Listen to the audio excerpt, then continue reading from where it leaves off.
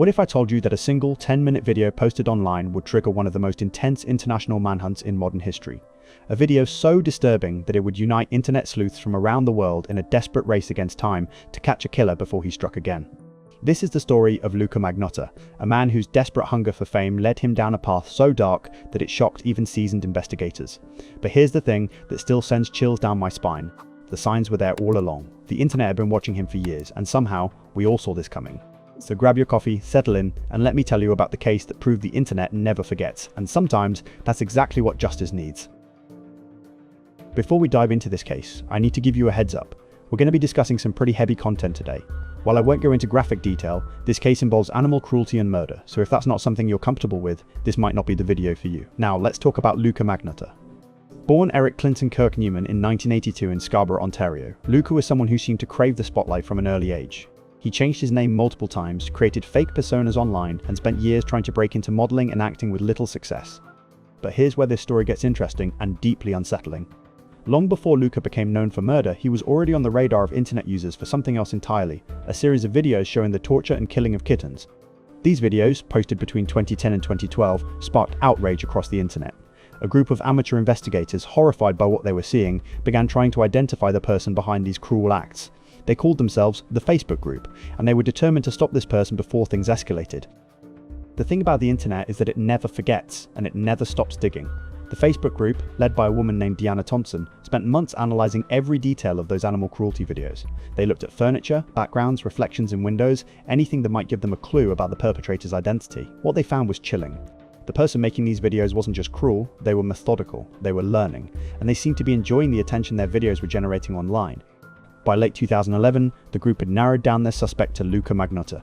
They'd connected various online personas, traced IP addresses, and built a compelling case. But here's the frustrating part. When they took their evidence to police, they were essentially told there wasn't much that could be done. Animal cruelty laws varied by jurisdiction, and tracking someone down based on internet videos was complicated. The Facebook group didn't give up. They kept monitoring Luka's online activity, watching as his behavior became increasingly erratic and his posts more disturbing. He seemed to be taunting them, almost like he knew they were watching. Then, in May 2012, their worst fears came true. On May 25th, a package arrived at the Conservative Party headquarters in Ottawa. Inside was a human foot. That same day, another package containing a human hand was intercepted at a Canada Post facility, addressed to the Liberal Party. The victim was 33-year-old Jun Lin, a Chinese international student studying at Concordia University in Montreal. Jun had been murdered in Luka's apartment, and the killing had been filmed, just like the animal videos that had first caught the internet's attention. The video, titled "One Lunatic, One Ice Pick," was posted online. I won't describe what it showed, but it was everything the Facebook group had feared might happen. The escalation they'd been trying to prevent had occurred in the most horrific way possible. Within hours of Jun Lin's murder being discovered, Luka Magnotta had vanished. But this wasn't going to be an easy disappearance, not in the age of social media and global connectivity. The Montreal police immediately issued an international arrest warrant, and Interpol got involved. But here's what made this case unique. While law enforcement was mobilizing their traditional resources, the internet was conducting its own parallel investigation. The Facebook group that had been tracking Luka for years suddenly found themselves at the center of a global manhunt. They shared everything they knew with authorities and continued monitoring his digital footprints. Every social media account, every forum post, every digital breadcrumb was being analyzed by both professional investigators and amateur sleuths. Luka seemed to be playing a game with his pursuers. He was spotted on security cameras at internet cafes in Montreal, apparently checking news coverage of his own crime. Then he flew to Paris using his own passport, almost like he wanted to be tracked. In Paris, he continued this bizarre cat-and-mouse game. He visited tourist attractions, stayed in budget hotels, and seemed to be documenting his time on the run. Security footage showed him looking relaxed, almost casual, despite being one of the world's most wanted fugitives. The investigation revealed something disturbing about Luka's psychology. He had been obsessed with the movie Casablanca and had apparently modeled parts of his escape on the film. He'd also been fascinated by other infamous killers and seemed to be trying to achieve the same level of notoriety. But the net was closing. International law enforcement was sharing information in real time, and Luka's face was being broadcast across European media. He might have been enjoying his moment of infamy, but it was about to come to an end. On June 4, 2012, just 10 days after Jun Lin's murder, Luka Magnotta's run came to an end in the most mundane way possible. He was sitting in an internet cafe in Berlin, reading news articles about himself, when someone recognized him from the wanted posters that had been plastered across the city. The person called police, and within minutes, German officers arrived at the cafe. According to witnesses, Luka didn't resist arrest. In fact, he seemed almost relieved. He reportedly said, "You got me," when the officers identified themselves. After days of living as a fugitive, constantly looking over his shoulder, the game was finally over. But here's what's fascinating about this capture. It highlighted how the world had changed. This wasn't solved by traditional detective work alone, it was the combination of international police cooperation, social media awareness, and citizen involvement that brought Luka down. The Facebook group that had been tracking him for years had played a crucial role. Their early documentation of his escalating behavior, their analysis of his methods, and their continued monitoring during the manhunt all contributed to his capture. It was a new kind of justice for the digital age, one where ordinary people could band together online to track down criminals, and where information could be shared instantly across continents. Luka was extradited back to Canada, where he faced first-degree murder charges for June Lin's death, along with charges for the body parts he'd mailed to political offices and schools. His trial began in 2014, and it was as bizarre as you might expect. Luka's defense team argued that he was not criminally responsible due to mental illness, specifically claiming he suffered from schizophrenia and was unable to distinguish right from wrong. But the prosecution painted a different picture. They argued that Luka's actions were calculated and deliberate. The months of planning, the filming of the murder, the theatrical elements of his escape, none of this suggested someone who wasn't aware of their actions. The jury heard testimony about Luka's history of manipulation and his obsession with fame. Experts testified about his various online personas and his pattern of seeking attention through increasingly extreme behavior.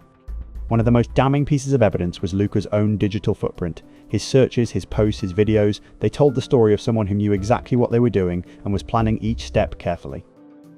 In December 2014, the jury found Luka Magnotta guilty of first-degree murder.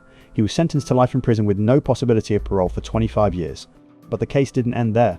The story of the Facebook group and their years-long investigation became the subject of a Netflix documentary called Don't Fuck with Cats. The documentary highlighted how ordinary internet users had tried to prevent this tragedy and how they'd ultimately helped bring the killer to justice. June Lin's family spoke about their loss and their hope that their son would be remembered for who he was, a kind, hard-working student pursuing his dreams rather than just as a victim of a senseless crime. The Luka Magnotta case represents something significant in how we think about crime and justice in the digital age. It showed us that the internet can be a powerful tool for both good and evil. On one hand, it gave someone like Luka a platform to share his disturbing content and seek the fame he desperately craved. The internet amplified his actions and gave him the audience he was looking for. But on the other hand, it also provided the tools to track him down. The same technology that enabled his crimes also enabled his capture. The internet never forgets, and that permanence became his downfall. The Facebook group's work raises interesting questions about citizen justice and the role of amateur investigators. They were trying to do the right thing, trying to prevent escalation, but they were operating in uncharted territory. When do concerned citizens cross the line into vigilantism? How do we balance the power of crowdsourced investigation with the need for proper legal procedures? There's also the question of prevention. The signs were there: Luka's escalating behavior, his attention-seeking actions, his violent content. The internet community saw it coming, but the systems we have in place weren't equipped to handle this new kind of warning sign. It makes you wonder, in our connected world, how many other potential tragedies are we seeing unfold in real time, and what's our responsibility when we see those warning signs? The Luka Magnotta case taught us several important lessons about crime in the digital age. First, it showed us that the internet has memory. Everything we post, every digital trace we leave, it all adds up to create a permanent record. Luka thought he could manipulate his online presence and control his narrative, but ultimately, his own digital footprints led to his capture. Second, it demonstrated the power of collective action. The Facebook group proved that ordinary people working together online could accomplish things that seemed impossible. They tracked down a killer using nothing but publicly available information and determination. But it also showed us the dark side of our connected world. The same platforms that allow us to share cute cat videos and stay in touch with friends also enabled someone to share content of unimaginable cruelty and seek fame through violence. Perhaps most importantly, this case highlighted the need for new approaches to online safety and crime prevention. Traditional law enforcement methods weren't enough to stop Luka before he escalated to murder. We needed, and still need, better ways to identify and intervene when we see concerning behavior online. The story of June Lin deserves to be remembered too.